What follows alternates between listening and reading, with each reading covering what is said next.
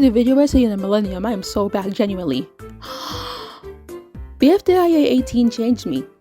However, BFDIA 14 did the same thing to me, but this is something else. I didn't know where to start at first. Usually I'd draw, but if really serious I would draw and speculate profusely, but if really serious then I would draw and speculate profusely and create a high quality animation to express my insanity. But this is different. So different. Such an unfathomable amount of pin happened that the only way for little old me to get any of it out is through a big dramatic video essay like this. Today, I'm going to precisely hyperanalyze Pin's extremely complex character in the second season of BFDI, formerly known as BFDIA. I plan to delve into how Oliver's trauma built up way deeper than the limb pulling, and how Oliver's psychological agony perfectly catalyzes every last thing she does, no matter how complex it seems, all the way up to her villain crash out in the hot BFDIA 18. I know I sound insane when I say this, but I know what I'm talking about. We're going to piece together every bad thing that happens to her and how it shapes her as an insanely traumatized girlie, and essentially just why she's like this from the start to the end, using nothing but the show itself and my 500 IQ as my evidence. Please trust me! Everything will make perfect sense once we stitch up this complex pattern of all the things that happened to her in this season together and get to see what Pin is truly like beneath the seams. And in the end, you'll see why you should support her for being different. So buckle in, everybody, because this is going to be a really in-depth analysis of Pin before and up to Battle for Dream Island Again, episode 18, Airplanes in the Night Sky, since that episode changed me. Every last second of it. Let's get started. Pin thinks very differently from everyone else in BFDIA. Everyone thinks about the challenge while she thinks about the people. Everyone acts to do whatever they want, but Pin acts to try to do what's best. Everyone just wants to compete because that is the purpose of the game. Pin thinks beyond just the competition.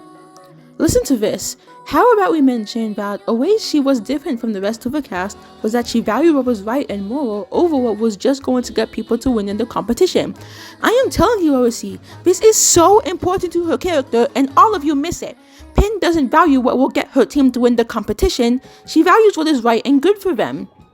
But this made her a massive nerd, and it still does, but it peaks in BFDIA. Keep that in mind while we additionally look at these next two related points. 1. In IDFB, it is revealed that she wants friends. Outside of the competition, she wants someone to trust. And 2. Pin had no friends before BFDIA. Let's go more into this. An excruciatingly important aspect to Pin's development as a person that many miss out on is that Pin's time in the TLC was what most likely forced her to realize that nobody liked her and she had no friends because of the way she was. Bossy, rude, disencouraging, all of these qualities were why she got expelled so early on.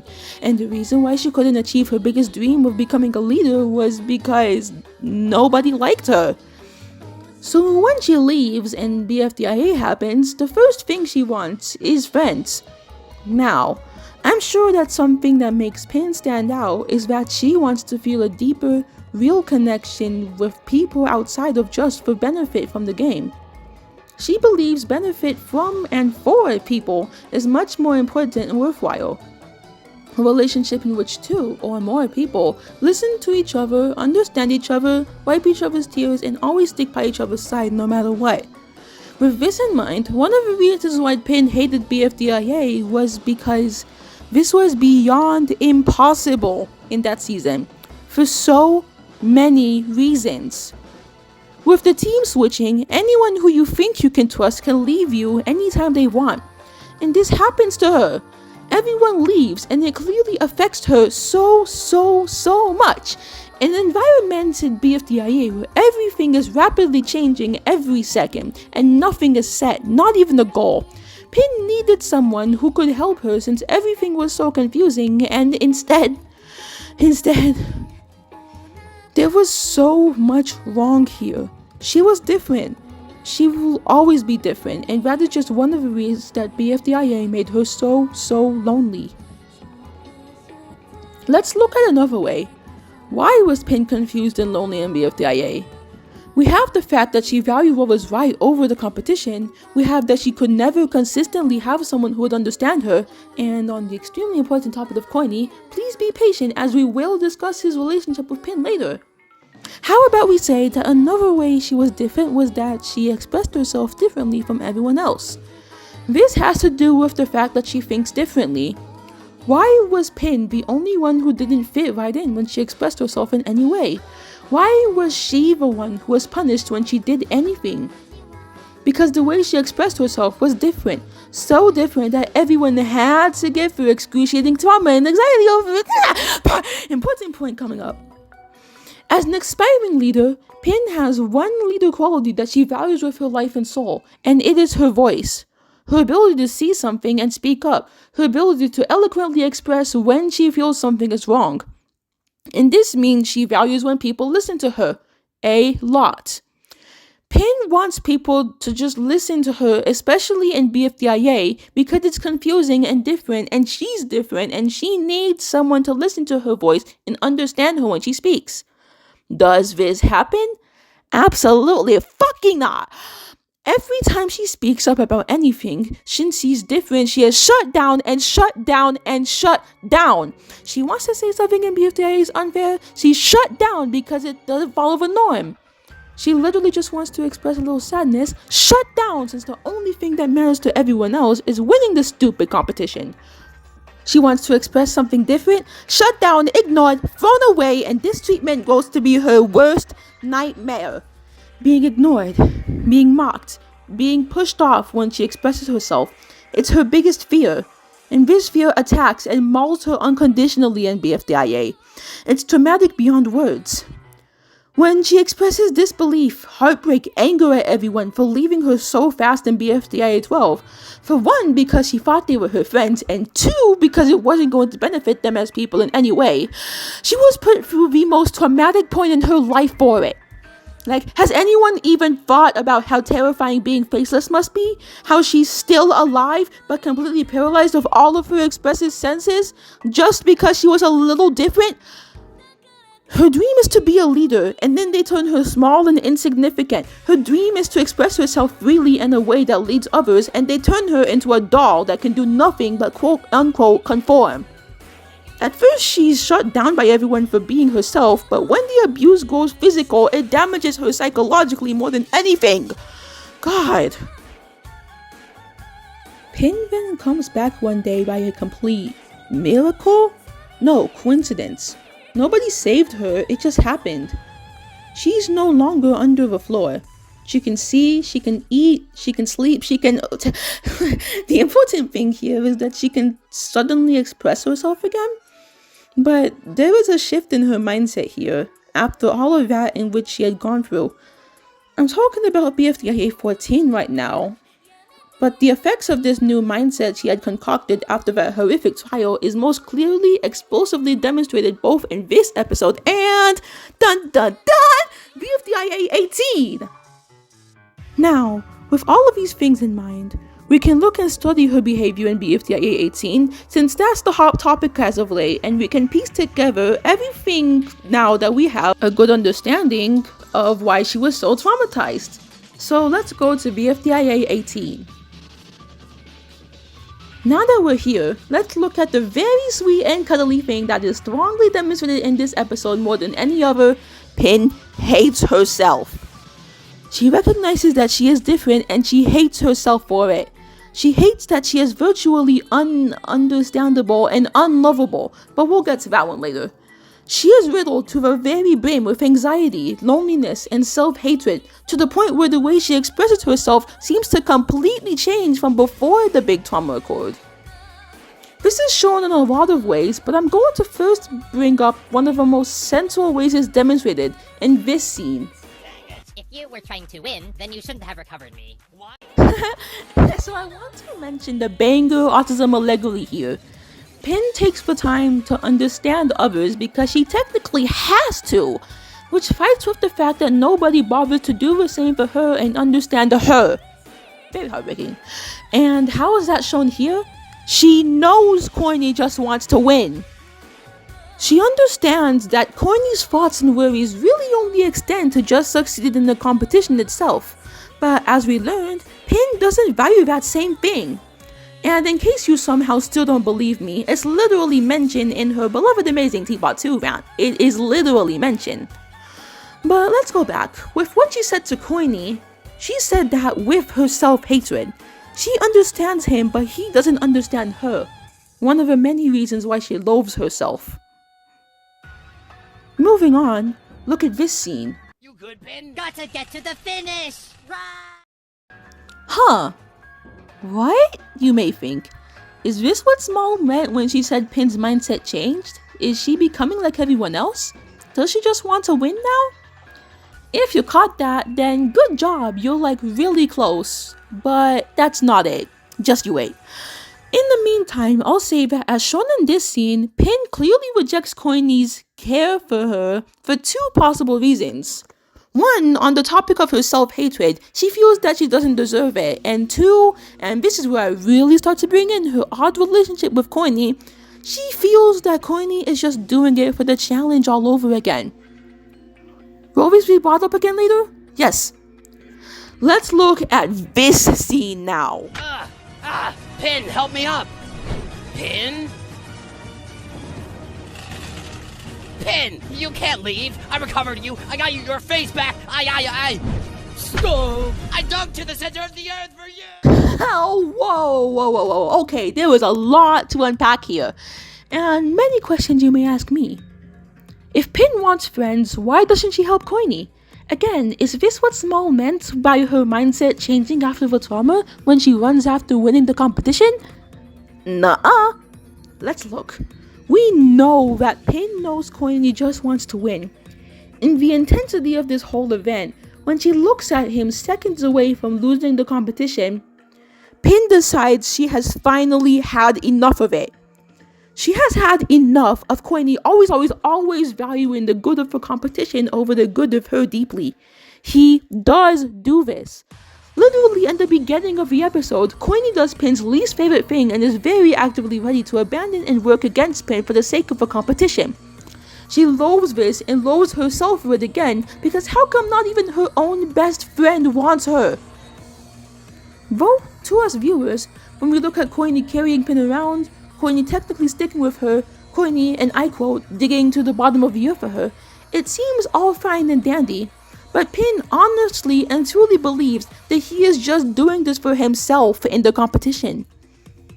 Since his goals go only as far as to win the competition, this is what she believes in her mind. That Courtney just wants to win BFDIA. Believing this honestly explains why Courtney turns on her so much when she's not benefiting anybody. Whether it's due to her just wanting to do something good for herself for once, or if the cause of benefiting him is not crystal clear and more complex than it seems, or when she is just completely unable. This is the kind of thing that Pin despises. All this time, Courtney outright refused to understand her when she wasn't herself. Thinking about this from a real-world perspective, an abusive relationship is when someone enjoys you when you're benefiting them, but the millisecond you're unable and are sad and need to be understood yourself, you're suddenly being insufferable and annoying and not yourself, and then you're ignored until you're magically happy again and doing what they want. So this sucks because that's kind of what happens with these two. And I mean it. Courtney called her useless multiple times when she's faceless. This is what she's so angry with him about. This is why she refuses to help him. Also, side dish note, I feel like the final straw to not help up Courtney that just kind of adds to the big main reason is that, what was she supposed to do? Was his mind so much more set on the challenge over her that he would really make a stupid request like that while she was visibly unable? Is Courtney that freaking blind? So then we have my special girl boss doing her amazing thing. Amazing beyond words. One of my favorite things she has done in the entire series ever, actually. But aside from how cool and powerful it works from the surface, after like 5 minutes you have to think again. Yeah, it was cool, but why? Why is she so evil now? You could ask the same exact question after her amazing thing in BFDIA 14 as well. Why is she a supervillain now?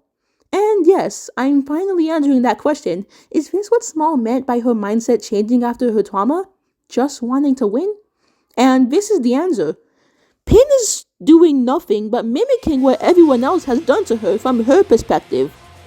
She didn't listen to books telling her to let go of her not wanting to swim with Pin that one time, because did Free Smart let go of her not wanting to follow the crowd for Icy's Beautiful Face Devotion Institute? She didn't listen to Courtney's begs because did anyone ever listen to her own? Ever? No. This whole time, she is only trying to give everyone a taste of her own cruel medicine to do exactly what everyone has done to her. But she can't. Because she is different. It didn't look exactly like that because she is different. And she will always be different. And deep down, she hates herself for it. Pin is so scared of going through what they did to her again, to become small and insignificant and shut down and ignored and thrown away. This is her worst nightmare, and though she hates herself, she will do anything not to go through that hell once again. Not to let them make her go through that. So what has changed is that she reacts with the only effective way. It's not reasonable. Nothing in this season is reasonable, that's why she hates it. But if she doesn't do it like this, she'll be minimized and thrown away, and she'll go through that all over again.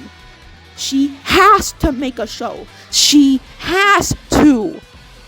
For just this small, itty-bitty moment, she wants to just express herself. For once, for the first time in this whole show, she wants to show all of that agony, rage, hatred she has inside of her. For just a millisecond, she wants to not feel anxious for a blink, and this was the only way. She can't play with them in this game because she is different, so different to the point that everyone, even the show itself, hates her for it. And besides, on top of her valuing what is right and moral over what would benefit you in the show, why would she work for a show that hates her? Also, she can't hide because then she would lose to everything. She would lose to this corrupt society, to her anxiety, to her loneliness. She would rather die. Pin hates herself to the maximum, but just this once wanted to make a full-blown show out of it.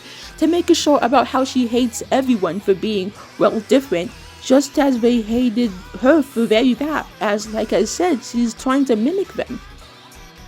Fear of expressing yourself is what creates anxiety, right? And isn't that all Pin knows from BFDIA? If just for a nanosecond she wants to feel free from that mental agony, then this was the only way to do so.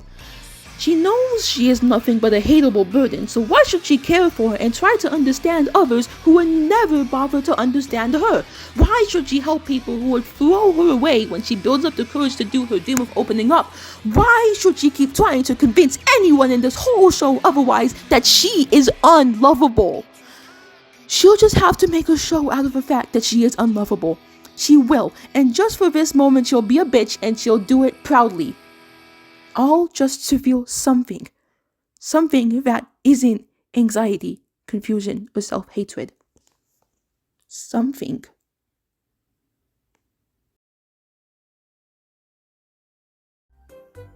I sincerely, truly, wholly hope everyone learned something today. Not just about Pin BFDIA, but about me! Also note that while Pin's trauma obviously follows her to later seasons, please know that a lot of the traits mentioned in this analysis pertain mainly to Pin in BFDIA, not Teapot. You don't see Pin being a bitch in Teapot, do you? And she's much more open and even accepts the competition at times and gets amazingly competitive in season 5. This is different, okay? And also, you could take this as me talking about myself for 20 minutes. You just told the entire internet you have anxiety and self-hatred. Also, you barely mentioned book at